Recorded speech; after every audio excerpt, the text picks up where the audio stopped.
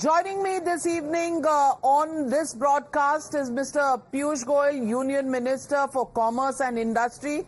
Mr. Piyush Goyal, your smile gives it away. You're very happy with the budget, but how do you respond to the Congress party that calls this the cut and paste budget, because all their ideas, whether it is the internship scheme, whether it is the employment-linked incentive, all of these ideas are picked up from the Congress manifesto. How do you respond, sir? Well, Navika ji, I think the Honorable Finance Minister Srimati Nirmala Sitharaman ji has presented to us an absolutely innovative and thoughtful budget which has demonstrated inclusivity, and it has created an impact on every section of society. I must compliment Prime Minister Narendra Modi for the wide array of subjects that have been covered in this budget, which will have a multi-dimensional impact on the Indian economy. The Congress party is expected to criticize. They are already quite hurt that they have not been accepted by the people of India. I think the ideas of the Congress are completely outdated.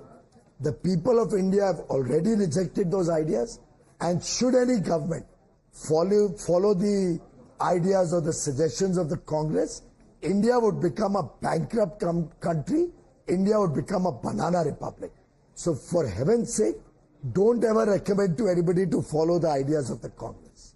Well, it is not up to me, Mr. Piyush Goyal. The Janta of this country decides who they want in government. And thankfully, the Janta has decided who they want, and that's why you're in government. But the question many are asking today, there is this willingness to do something for the middle classes, which is why there is a tax break. But it's so small that blink an eye and you might as well miss it, because it's less than 1,500 rupees a month that comes to the middle class pockets in a month. Is that enough, number one, especially when the long-term capital gains tax has been increased, indexation has been removed, and the big whammies are hidden somewhere there, and that's why trending on social media is middle class, Nota. Some people who are disappointed are saying next time don't vote for BJP, vote for Nota instead. Is this, do you think, a general initial reaction, or do you think it's going to improve and some people will come out and also support the step taken for middle classes? Navika ji, think about it. It's not just the income tax rate that impacts a middle class family.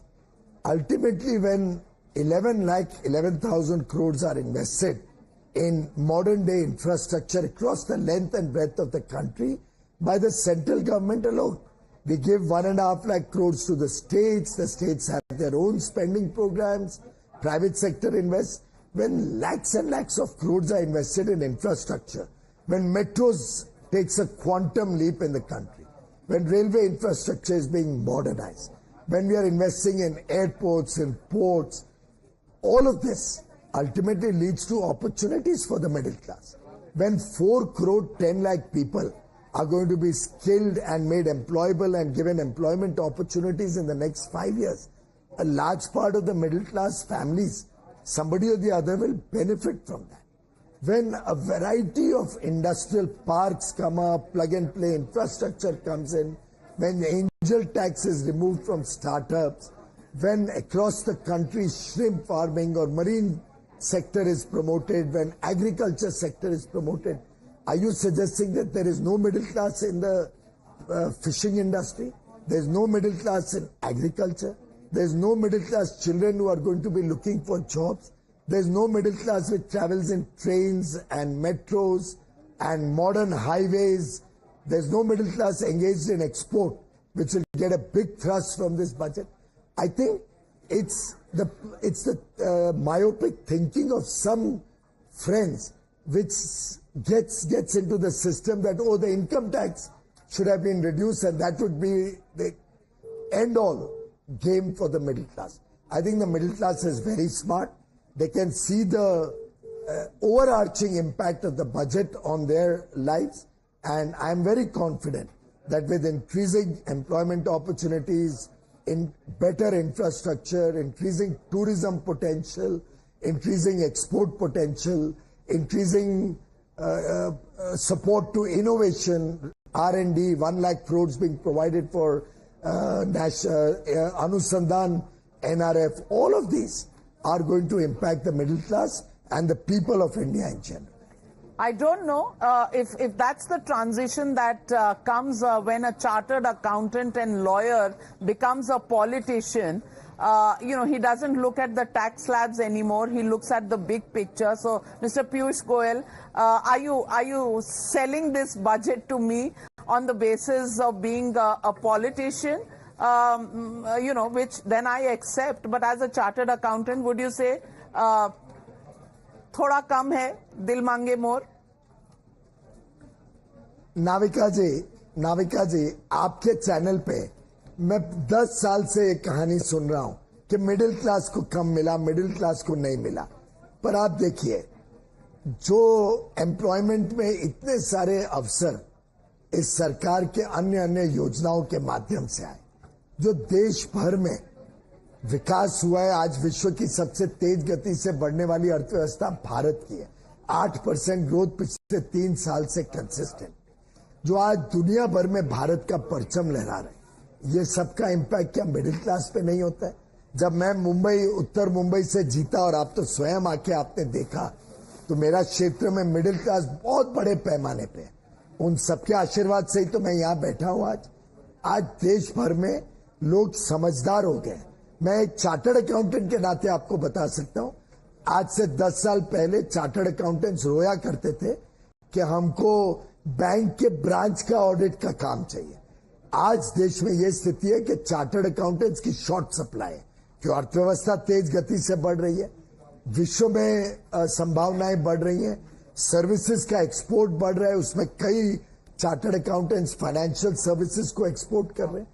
तो आज दुनिया भर के अवसर भारत के middle class को मिलते हैं। और उसके एज ए चार्टर्ड अकाउंटेंट पे आपको कह रहा हूं कि जब इंफ्रास्ट्रक्चर ग्रो होता है तो व्यापार बढ़ता है, उद्योग बढ़ता है, नौकरी के अवसर बढ़ते हैं, इसका लाभ मिडिल क्लास को भी मिलता है।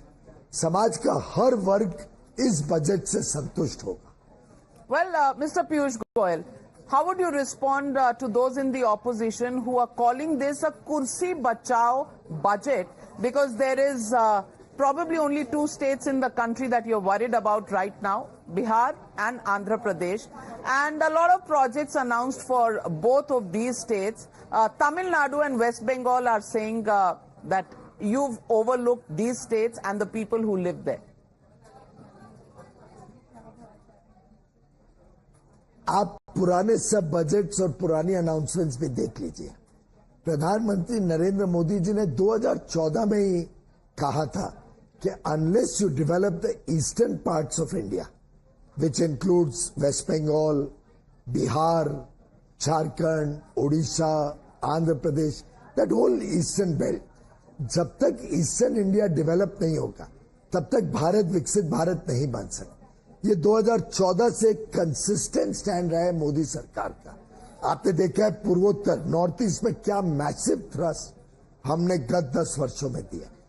इसी प्रकार से अच्छा, अनाउंसमेंट्स में कुछ नाम लिए जाते हैं, बाकी दुनिया भर की चीजें हैं, जो हर एक चीज तो वित्त मंत्री एक 1.25 घंटे के भाषण में सब कुछ तो नहीं बता सकती। अब 12 इंडस्ट्रियल कॉरिडोर्स आ रहे हैं, वो तो देश के हर कोने कोने में आएंगे, अलग अलग स्टेट्स में आएंगे। अब वो बैठ के 12 इंडस्ट्रियल कॉरिडोर्स तो नहीं गिना सकते थे। 11,11,000 करोड़ के इंफ्रास्ट्रक्चर प्रोजेक्ट्स देश में लगने हैं। देश के हर राज्य, हर यूनियन टेरिटरी में इसका लाभ पहुंचेगा। हर एक का जिक्र तो नहीं किया जा सकता। और रही बात आंध्र प्रदेश के कुछ अनाउंसमेंट्स, ये बाइफर्केशन जब हुआ था आंध्र प्रदेश का, और कांग्रेस ने किया था, और बहुत सारे गलतियां की उसमें। उस गलतियों को सुधार करते करते ही हमारे 10 साल में बहुत मेहनत लगी है। उसमें से कुछ चीजें जो रह गई थी उसको और बल देने का काम इस बजट के माध्यम से किया गया है. Well, Piyush Goyal, let's hope there are more alliance partners who are looking at those investments and outlays for the 12 corridors, industrial corridors that are being made. Because many on social media are also calling this an India alliance, say, invite karo Andolan, through the budget that has been announced. But yes, that's politics, and we do hope that good politics and good economics go hand in hand, and India gets to that position. That is the target of Modi Sarkar 3.0, which is the number 3 largest economy in the world. For that, of course, all eyes are on the road to development. Navika, may I take a minute? Yes, sir. Navika. We are grateful to the people of India who have given us a record third term after 62 years. I was recently meeting with a lot of trade ministers from the G7 countries and several other trade ministers with whom I've interacted in the last 1 month. And I must tell you, the entire world is full of admiration and praise for India, the people of India, the democracy of India, and for Prime Minister Modi, that despite so many difficulties throughout the world, you are seeing political uncertainty. You are seeing governments change across the world because of dissatisfaction. In such a difficult situation, the people of India have voted for Prime Minister Modi for the third term and have reposed confidence on the strength of the good work he did for 10 years, his popularity, his leadership, his decisive leadership, a high level of integrity that the Modi government, Bhrashtachar Mukt Bharat ke liye jo unhone kathor kadam uठाए. And I think the world recognizes that India is an oasis, a piece of stable governance in a very unstable world.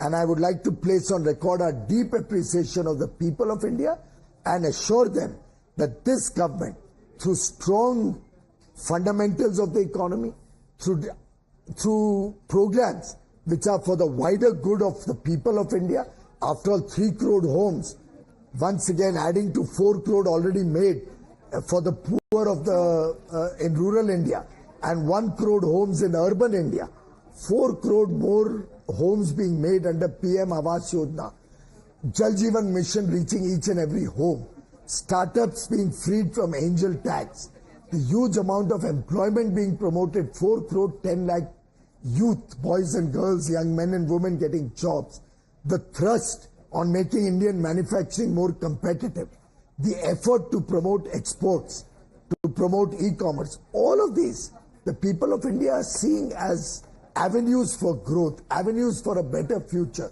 And I can assure you, this budget will lay the foundation for significant progress and growth for each and every section of society.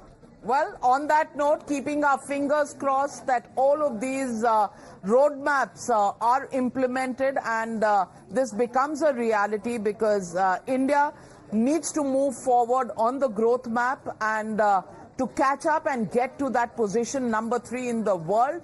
Clearly, our job is cut out and the road is well defined.